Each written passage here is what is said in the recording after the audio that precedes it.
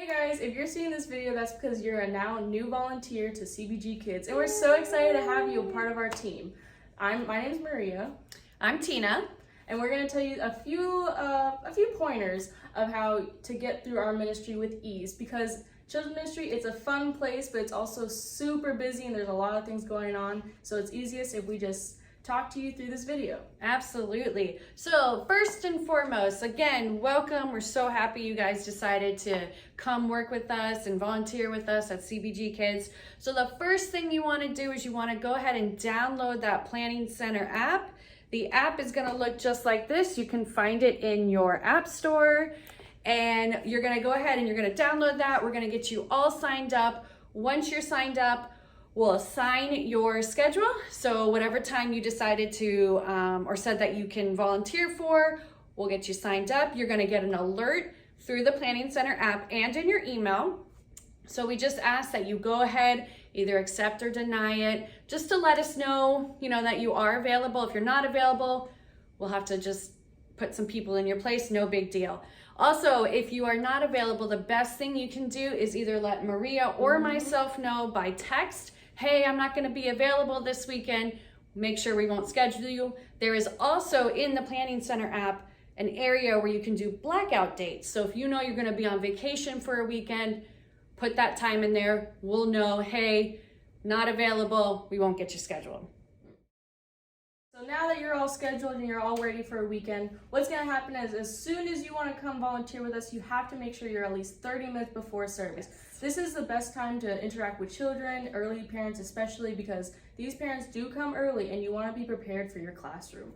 And especially on Sunday mornings, we have a 9:15 meeting. If you decide to volunteer for the 10 o'clock service, our meeting will start at 9:15. Yep. This is when the whole ministry comes together and we kind of brainstorm and we talk about what our weekend's going to look like. So once you're about 30 minutes before, what you're going to do is there's going to be a binder. You can look through that binder, see what the lesson plan is going to be. It really depends on what position you are in our ministry, whether you're assistant teacher or a lead teacher. Lead teachers really want to make a good note of what's inside that binder. Now that you're in your classroom and everything, you also need to make sure that you're properly attired for your service time. Because just like a job, we want to make sure we look professional and that we belong here. So what you're going to do is you're going to have a CBG Kids shirt. We also have some blue ones. We have a bunch of cool ones. Usually they're just $10. And if you need any help with that, just let us know. We'll figure something out for you. Once you are also with your CBG Kids shirt, you must also have your sticker, which is right here. It should be above your chest, right where everyone can see it. And this is just so parents will understand that you're part of our ministry. It says the time you should be serving, and it also says your name and your phone number. Now where you get this sticker is going to be right at the iPads by the wall. So, or you'll be with our volunteer, Miss D. D is our person who will set up your whole profile for you and everything. So once you talk to Miss D, she'll set up your profile, then you're able to every weekend type your phone number into the iPad and you'll get a printer sticker. Signed in, so you know how the classroom is run. There will be one lead teacher in each classroom and at least one assistant. We try to have two, just sometimes with scheduling, we're only able to have one, but there will at least be one lead teacher and one assistant in the classroom. The lead teacher will be the one that's gonna stand by the front door in the rooms. They're gonna greet the children. Hey, Danny, nice to see you. I'm so happy you came. You want to make sure you address the kid by the name, make them feel welcome, just, happy to be there, right? Lots of energy. We want them to be excited to hear about Jesus.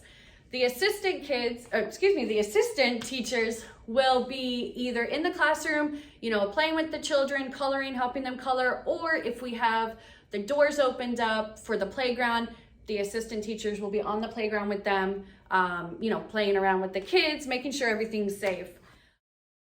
When the kids arrive, every classroom has a specific color. So kindergarten has its own color, first grade has its own color. There'll be markers in your binders that Maria mentioned.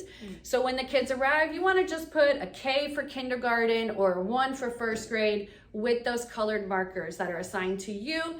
That just helps everyone know exactly where the kids should be, because a lot of times they do get confused coming from large group to small room. So seeing those markings on their stickers just helps us know right away and exactly where they need to be. Big room are one of our favorite times. So Big room is where these kids will worship and listen to our Bible story. Their Bible story will be told in full, whether video or live teacher. And then when you come back to the classroom is when you break it down. But for the large group room, what you're going to do is you're going to walk, when the security guards say it's time to ready to go, it's usually 10 minutes after service. Yeah. What you're going to do is take your kids out into the hallway, make sure they're in a formed line because it does get crazy and there are kids showing up late. So sometimes there'll be a kid that joins your line and a security guard will tell you like, hey, this is a new kid for you. And we want to make sure we count the kids too. Always count Always the kids. important. Count your children. Too. Yep. As you're leaving, count your kids, and when you leave from the big room, count your kids. Yes. And when you come from the playground, count your kids. Yep. Always count, constantly counting. But once you're in the large group room, what we ask of you is to try to stay with your class because in that room, it does get crazy. Kids do lose distraction, and there might be one kid who really wants to listen, but another kid is distracting them. So it's your job as a teacher to stop those kids from kind of distracting each other. And how that's going to work is you're going to have to sit usually within the crowd. Don't worry, the kids will still be able to see. You can sit within the crowd or at the front by the sides if you want to stay out of the way. But we ask of you not to be in the back of the room because sometimes when you're in the back of the room, kids can't see you, they don't know that there's a teacher there, and they'll still act up. Directly back to their class where you're going to do your lesson time. Right, and that's where the fun part comes, right? Because there's lots of different activities that you can do with them. Miss Maria put some pretty cool crafts in there. Some are a little messy, but they're fun, and the kids love it, so that's the best part. Yes. And then at dismissal, so usually they'll get walkied. We'll get walkied and say, hey, you know, pastor's on the stage, kind of gives us a little bit of a warning. Security, if we have anybody on the playground, we'll call everybody back in their classroom. Again, always counting, right? You want to make sure you're not missing any children. And then once the parents start coming down, the lead teacher will be at the front of the door. They're going to check the sticker on the child's shirt. There's a little number at the top left corner, I believe it is. You want to make sure that number matches the sticker that the parent has. That's how we identify that this child, yes, does belong with that parent. Then while the lead teacher is doing that by the front, the assistant teachers will be in the classrooms listening for the kids, helping the kids gather any papers or any personal items they have, and you know, just helping kind of to make the process move along, be fast, be efficient, you know.